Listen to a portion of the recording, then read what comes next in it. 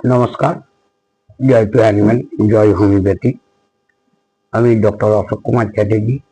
আজ উপস্থিত হয়েছি কাশি নিয়ে কিছু আলোচনা বা কিছু তথ্য তুলে ধরার জন্য।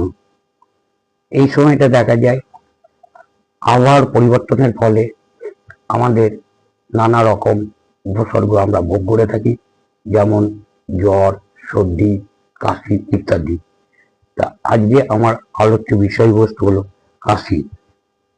তা কাশি হলো দেহের একরকম প্রতিরক্ষামূলক অভিব্যক্তি। কোনো উত্তেজক পদার্থ, ধোঁয়া, ধুলা, বাইরের কণা অর্থাৎ ফরেন বডি এয়ারওয়ে অবস্ট্রাকশন অর্থাৎ FBAO ও জীবাণু শ্বাসনালীতে ঢুকে অক্সিজেনে প্রবেশে বাধা দেয়।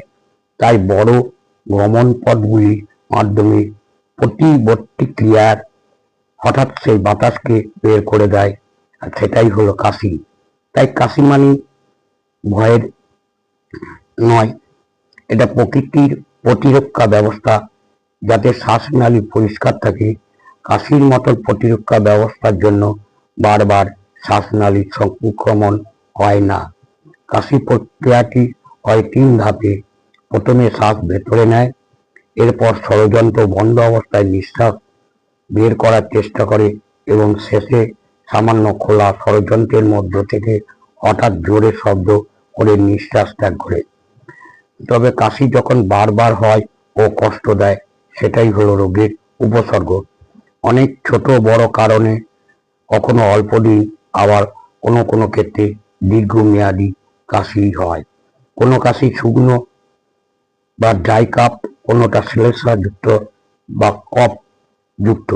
শুষ্ক কাশিতে অর্থাৎ ড্রাই কাশিতে কফ থাকে না বা নতুবা অল্প পরিমাণে সাদা শ্লেষ্মা বের হয়। তবে অনেকদিন ব্যাপী স্থায়ী হলে ব্যাকটেরিয়া সংক্রমণের জন্য হলদে কফ হতে পারে। কখনো কখনো ধূসর ভাবও থাকতে পারে, কখনো সবুজ ভাবও থাকতে পারে। হুপিং কাশি এখন কমে গেলেও এতেও কষ্টকর কাশি, চোখ লাল হতে পারে। স্মোকার্স কফ অর্থাৎ ধূমপায়ীদের কাশি, অ্যালার্জির কাশি, গ্যাস্ট্রো ইসোফেজিয়াল রিফ্লাক্স ডিজিজে GERD এমন শূন্য কাশি দেখা যায়। আর এক রকম কাশি হলো কফযুক্ত কাশি। খুব কম থেকে প্রচুর পরিমাণে মিউকয়েড বা শ্লেষ্মা বের হয়। হাঁপানিতে কম আর ব্রঙ্কাইটিসে প্রচুর শ্লেষ্মা বের হয়। ধুলো, বালি, অ্যালার্জেন, ধূমপান, বায়ু দূষণ এড়িয়ে চলতে হবে। যেসব জিনিসে অ্যালার্জি আছে সেসব জিনিস ডাস্ট মাইটস বা পরাগ বা ফুলের রেণু, পোষা প্রাণীর পালক, আরশোলা, পশমের কম্বল এড়িয়ে চললে অ্যালার্জিক কাশি এড়ানো যায়। গ্যাস যাতে না হয় সেইভাবে খাওয়া দাওয়া করা উচিত। প্রয়োজনে গ্যাস অম্বলের ওষুধও খেতে হবে।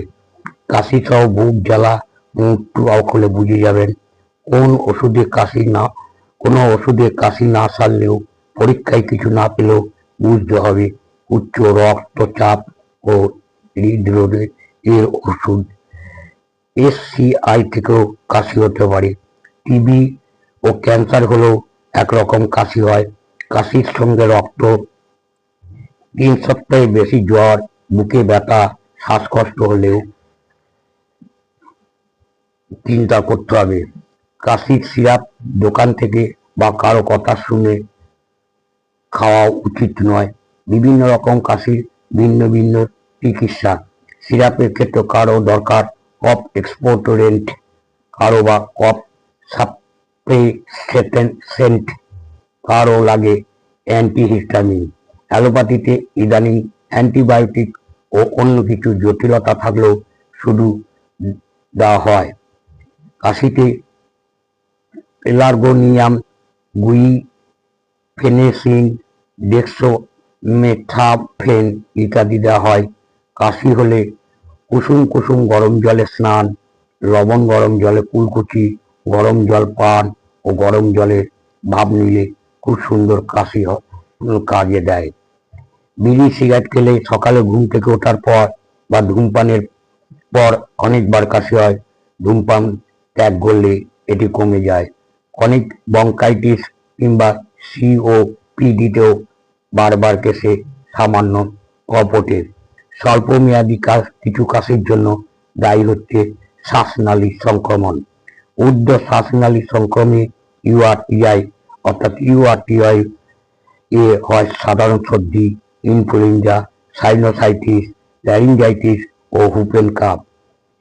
নিম্ন শ্বাসনালী সংক্রমণ অর্থাৎ এলআরটিআই এ হয় নিউমোনিয়া, অ্যাকুইট ব্রঙ্কাইটিস, অ্যালার্জি জনিত নাকের প্রদাহ ও দীর্ঘস্থায়ী হাঁপানি হয়। এতে রাতে ও ভোরবেলায় বেশি কাশি হয়। সেই সঙ্গে থাকে শ্বাসকষ্ট ও বুকে ব্যথা।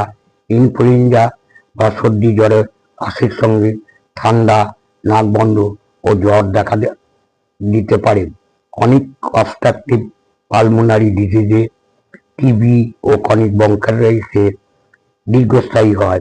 নাকের কিছু সমস্যায় পোস্ট ন্যাসাল ড্রিপ বা ভারী নাক নামে কাশি হয়। কোভিডের অন্যতম সিমটম কিন্তু কাশি। যে কোনো কাশি 1 সপ্তাহ থেকে 10 দিনে ছাড়া উচিত। 3 সপ্তাহ বেশি হলে ঘন সবুজ হলুদ কফ, জ্বর, অক্সিজেনের অভাবে ফ্যাকাশে ত্বক হলে চিন্তার বিষয়। এক্ষেত্রে রক্তের সিবিসি, টিসি, ডিসি, ইএসআর ও বুকের এক্স-রে করতে হতে পারে। কাশিতে তুলসী, বাসক, আদা, লবঙ্গ, মধু, গরম দুধে হলুদ খেলে অধিকাংশ কাশি কমে যায়। প্যাসমোডিক কাশি বমি হলে কমে। প্যারক্সিমাল কাশিতে শ্বাসকষ্ট, ক্লান্তি থাকে। হোমিওপ্যাথিতে আমাদের কাশির খুব সুন্দর সুন্দর অনেকগুলো মেডিসিন থাকে। যে মেডিসিনগুলোর সিমটম ওয়াইজ সঠিক হোমিওপ্যাথের কাছে গিয়ে চিকিৎসা করানো উচিত বলে আমি মনে করি। আমি কোনো হোমিওপ্যাথিক ওষুধের কথা এখানে উল্লেখ করব না, কেননা হোমিওপ্যাথি ওষুধ খাওয়ার আগে অবশ্যই চিকিৎসকের পরামর্শ নেওয়া উচিত। তবে এটুকু বলতে পারি, কাশিতে এত সুন্দর সুন্দর আমাদের এই হোমিওপ্যাথিতে ওষুধ আছে যা চিন্তারও বাইরে। তাই আপনারা যদি এই ধরনের সমস্যায় ভুগে থাকেন তাহলে অবশ্যই একজন ভালো হোমিওপ্যাথ চিকিৎসকের কাছে যান। তিনি আপনার এবং আপনার পরিবারে সঠিক চিকিৎসা দেবেন। আজ এই পর্যন্ত আমার রোগের যে আলোচনা বা রোগ পর্যালোচনা যদি সকলের ভালো লাগে অবশ্যই আমার ইউটিউব চ্যানেলটি সাবস্ক্রাইব করবেন। ফেসবুক প্রোফাইলে গিয়ে অশোক চ্যাটার্জি, ওখানেও আপনারা ইউটিউব লিঙ্ক পাবেন। তাছাড়া আমার একটি নিজস্ব পেজ আছে ডক্টর অশোক কুমার চ্যাটার্জি, জয় টু হ্যানুম্যান পেজও পাবেন। নতুবা ইউটিউবে গিয়ে doctor Ashok Kumar Chatterjee DHMS search করলে আপনারা আমার সমস্ত ভিডিও গুলো দেখতে পাবেন এবং অনেক কিছু জানতে পারবেন। তাই সব শেষে অনুরোধ যে এই চ্যানেলটি দিয়ে অবশ্যই সাবস্ক্রাইব করবেন এবং শেয়ার করবেন, যাতে আপনি ও আপনার পরিবারে আত্মীয় স্বজন সকলে আমার এই রোগ পর্যালোচনা দেখতে পারে এবং কিছু জানতে পারে। আজ এই পর্যন্ত, সকলে ভালো থাকবেন, সুস্থ থাকবেন। সবশেষে হ্যানুম্যানের চরণে শতকোটি প্রণাম জানিয়ে এখানে শেষ করছি। শুভরাত্রি।